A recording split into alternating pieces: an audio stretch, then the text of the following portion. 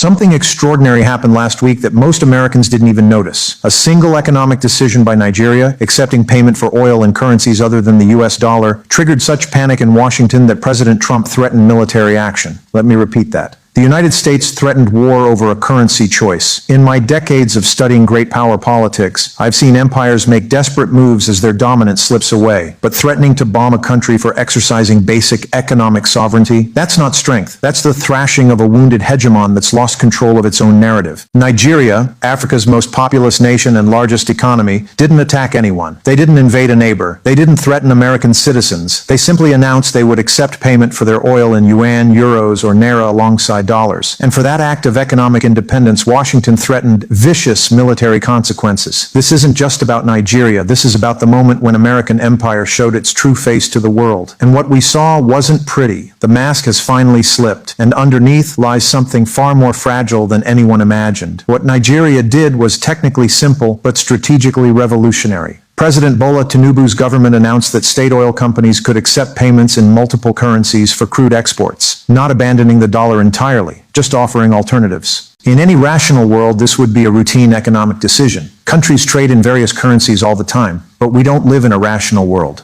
We live in a world where the dollar's monopoly over global energy trade has become the invisible foundation of American power. For decades, the petrodollar system has allowed the United States to print money without consequence, run massive deficits without accountability, and finance military operations across the globe without real cost. Every oil transaction in dollars creates demand for American currency, essentially forcing the world to subsidize our empire. Nigeria's announcement shattered that illusion of inevitability. If a country sitting on some of the world's largest oil reserves can survive without dollar dependence, what stops others from following suit? Trump's reaction revealed everything. Within hours of the announcement, threats emerged from Washington. Vicious consequences were promised. Military options were discussed. The message was clear. Economic sovereignty is an act of war against American interests. But here's what Washington doesn't understand, or refuses to acknowledge. This moment was inevitable, not because Nigeria suddenly became anti-American, but because America has spent the last 2 decades teaching the world that dependence on the dollar is a weapon that can be turned against anyone, anytime, for any reason.